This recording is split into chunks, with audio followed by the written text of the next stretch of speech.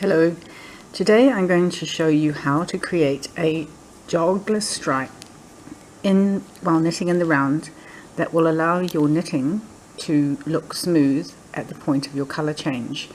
This is a technique that gets around the unattractive jog that you will encounter otherwise, where you've got one row higher than the other of the colour and vice versa, the bottom one row lower than the other.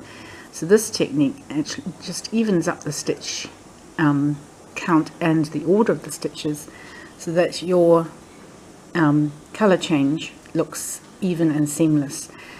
Here I've tidied up the point of change so that you can see that after you have performed your jogless stripe and tightened up the stitches, it will look lovely, and the reason I've done that is you'll become apparent to you in a minute.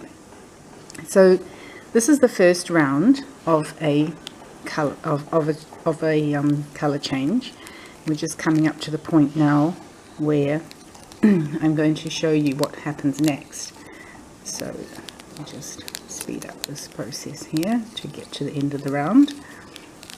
Right, so in the preceding round I cut the yarn, as you can see, and then I joined in the new yarn, and that's all you have to do when you change your colour. But now I am going to, I'm just tightening that up because I suffer from OCD when it comes to looking at holes in my knitting.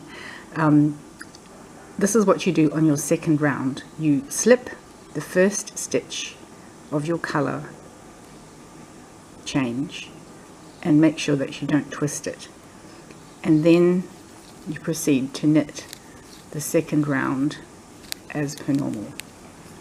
And by doing the slip you even up the order of the stitches, and once we've completed the number of rounds necessary for the colour work, I will then show you how to do the second step of this jog. So now we come to the second, this is now the third round, and this is the stitch that we had slipped, and the next thing you do is you just work it as per usual and carry on around. So there's nothing to do on the next round after you've slipped your stitch but to knit, and you just carry on knitting as per usual for the number of rounds that you've been asked to do. And now we come to the point where we're going to change the colour again, and what we do is you knit up to your stitch marker, which indicates the beginning of your round, and you're going to move the stitch marker over one, because as you can see here you've got 1, 2, 3 rounds, and here you've only got 1, 2. So you actually want to create the same number of rounds as your previous, as all the other stitches on your knitting, and that actually then gives you the correct jog. It doesn't look particularly attractive right now because I haven't tightened up the stitches, and this is why I showed you the fixed up rounds before, so you could see that once you've done the tightening up it does actually look like it's meant to. So here we now have 1, 2, 3, 1, 2, 3, so there it's the same number of stitches in the round in that colour. And then you return your stitch marker, so you've moved your stitch marker 1 stitch over, and this is when you then change your colour. So I'm going to cut that yarn, and I'm going to get the new colour, and I'm going to join it in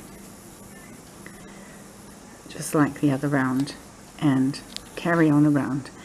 And that's all there is to it, to creating a jogless round.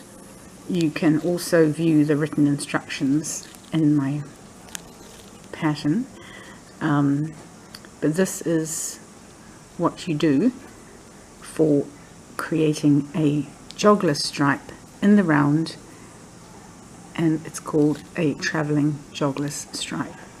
So you can see here that that's not looking, you know, potentially it might not look so even.